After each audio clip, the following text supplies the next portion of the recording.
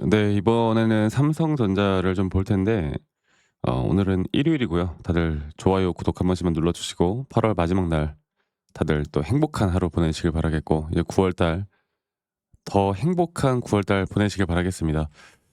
좋아요 한 번씩만 눌러 주시고, 좋아요 눌러 주신 우리 시청자분들, 구독자분들, 앞으로 더 좋은 일들 분명히 생길 거니까 좋아요 한 번씩만 눌러 주시고요.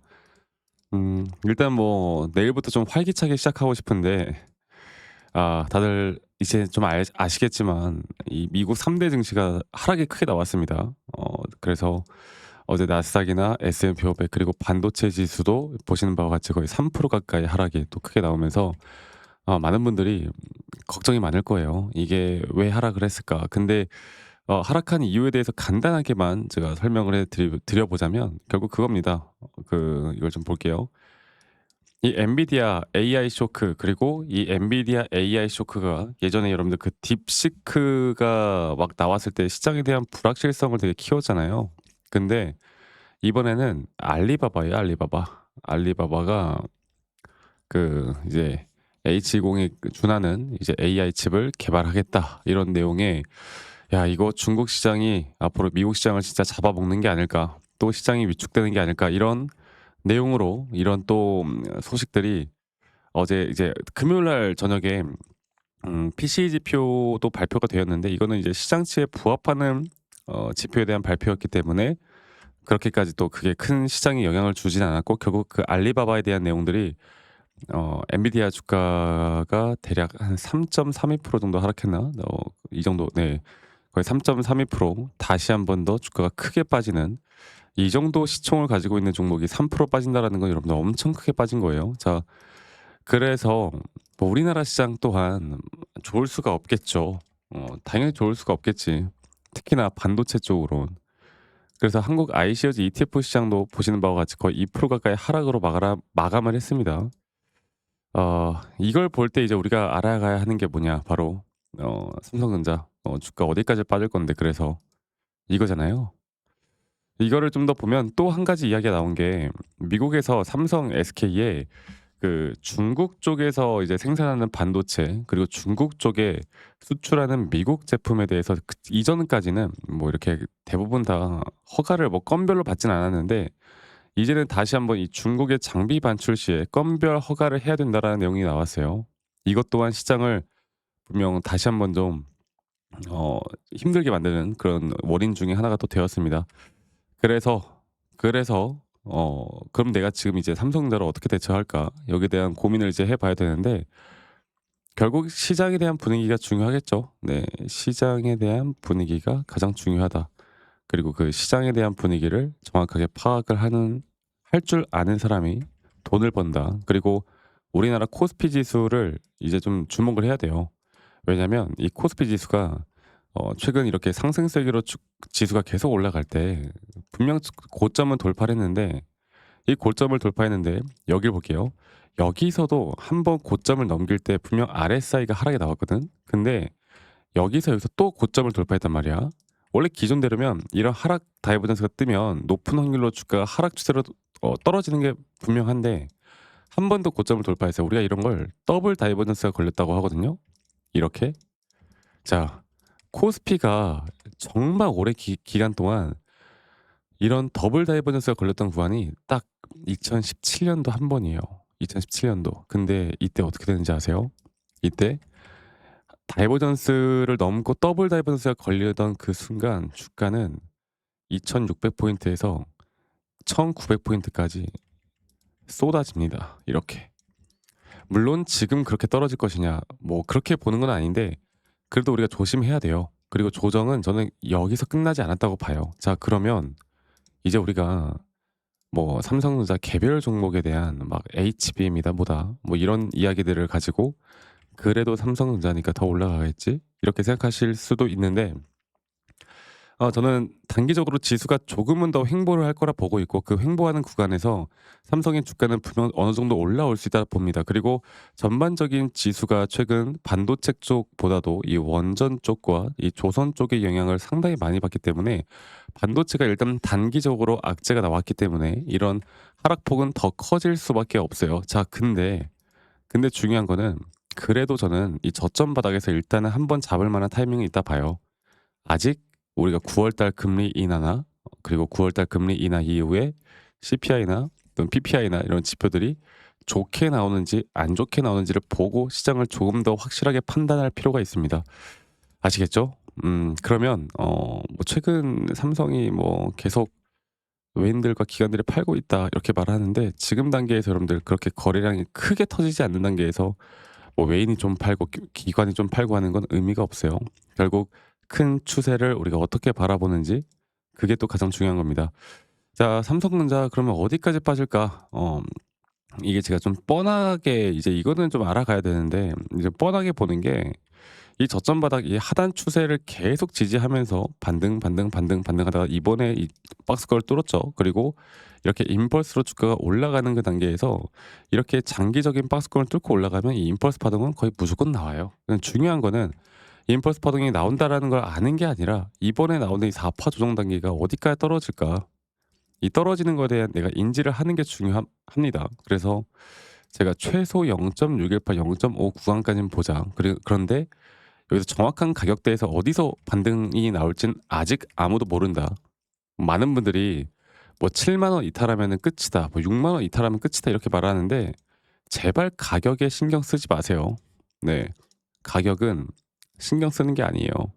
결국에 내가 최대한 저점에서 매수해서 다시 한번 고점에서 매도하는 게 중요하고 이제 우리가 바라보던 이 하나의 파동에 대한 끝자락이 이제 얼마 남지 않았다 봅니다. 저는 한 9월? 9월 정도 보고는 있는데 좀 더 지켜봐야 되겠죠. 네. 그래서 일단은 하락이 나와도 너무 걱정하지 마시고 우리가 그 하락이 나오는 단계에서 이 저점에 대한 매수를 정말 저점이 나오는 매수를 어떻게 해 나갈지 이게 가장 중요한 거예요. 아시겠죠, 여러분들? 지금부턴 차트적으로 정확한 타점을 잡고 가는 게 정말 중요합니다. 그리고 제가 저희 구독자분들과도 계속 공유를 좀 해 드리고 있지만 이 단기적인 상승 파동은 이런 식으로 조정이 한번 크게 왔다가 다시 올라갈 거예요. 그래서 이 오파 고점에서 무조건 매도를 해야 되고 제가 이러한 부분들은 또 우리 시청자분들 저를 제 영상을 또 많이 시청해 주시는 우리 구독자분들과 함께 해 나갈 거예요. 아시겠죠? 자, 그래서 지금 다시 한번 말씀드릴게요. 삼성에 대해서 앞으로 이런 대응이 좀 필요하거나 저 박프로와 함께 하고 싶으신 분들만 밑에 있는 번호로 저에게 삼성이라고 문자 한 통 남기시면 되겠습니다. 아시겠죠? 문자로 한 통 남기시면 되겠고 정말 의지가 있고 앞으로 저와 함께 좀 공부도 좀 하면서 같이 이끌어가고 싶으신 우리 구독자분들하고만 제가 함께하고 있으니까 구독, 좋아요 한 번씩만 눌러주시는 것도 잊지 마시고 제가 뭐 계속 공부를 해야 된다 이렇게 말씀을 드리죠. 그리고 이제 여러분들도 이 삼성뿐만이 아니라 다양한 종목들을 또 같이 좀 잡아봐야 되는데 제가 이런 기본적인 정말 기초적인 자료들 좀 만들어 놨고 이런 것들은 여러분들 스스로 공부를 좀 하는 어느 정도의 성의는 보여달라. 이거 하나만 여러분들 꼭 기억하시면 될 것 같습니다. 아시겠죠, 여러분들? 그래서 삼성이라고 문자 남기시면 제가 최대한 빠르게 또 도움 드릴 수 있는 부분들 앞으로의 목표가 타점 같이 공유를 해 나갈 거니까 문자 한 통 남기시면 되겠고 한 가지 더 제가 좀 도움을 드릴 수 있는 건 제 영상 밑에 이 더보기란 눌러 보시면 또 링크가 있어요. 이 설문지 링크인데 만약 여러분들이 들고 있는 종목들 중에 내가 좀 물려 있는 종목이 있거나 아니면 내가 힘들어하는 종목 아니면 내가 최근에 신규로 매수나 매도 타점을 잡았는데 여기에 대해서 어떻게 대처를 해야 될지 모르겠다라고 하는 종목이 있으면 간단하게 종목명, 뭐 평단 이렇게만 설문지에 남기시면 제가 설문지 제출하시면 제가 개인적으로 이런 피드백들 다 도움을 좀 드릴 거니까 이 부분도 여러분들 많이 꼭 참여하시길 바랄게요. 아시겠죠? 그래서 많은 분들 원하시는 분들은 많이 참여하시길 바라겠습니다. 자, 우리가 이제 만약에 하락장이 온다고 볼 때 과연 이런 하락장에서 우리가 어떻게 또 대비를 하고 하락장에선 또 우리가 매수를 하락장에서 내가 돈을 벌 수 있는 기회는 없을까? 여기에 대해서도 아마 고민이 많을 거라고 생각하는데요. 여러분들 제가 하락장에서도 우리가 어떻게 돈을 벌 수 있는지 뭐 지수에 대한 흐름들 또 지수에 대한 뭐 여러 가지 상품들 있겠지만 정확하게 우리가 돈을 어떻게 벌어갈지 여기에 대해서 한 번 더 이야기를 좀 해드릴까 합니다. 영상 끝까지 꼭 시청하시고 지금부터 정말 중요한 내용이니까요. 많이 꼭 네, 참여하시길 바랄게요. 아시겠죠, 여러분들?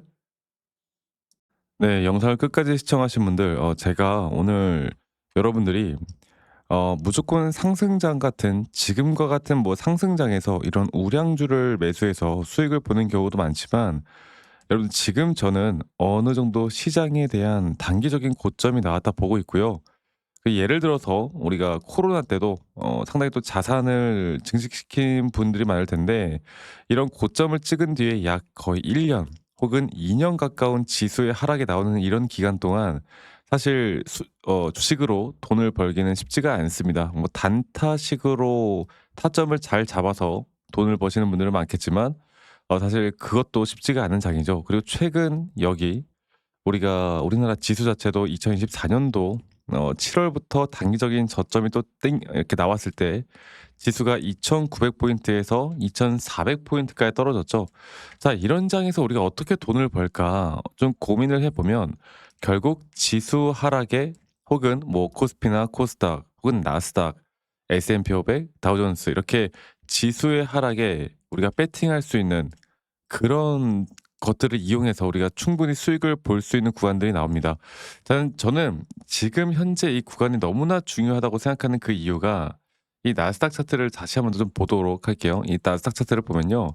최근 나스닥이 계속해서 저점 구간부터 주가가 올라오는 현재 이 구간부터 다시 이 저점 라인부터 주가는 지수는 상승이 나오고 있지만 최근 여기를 볼게요.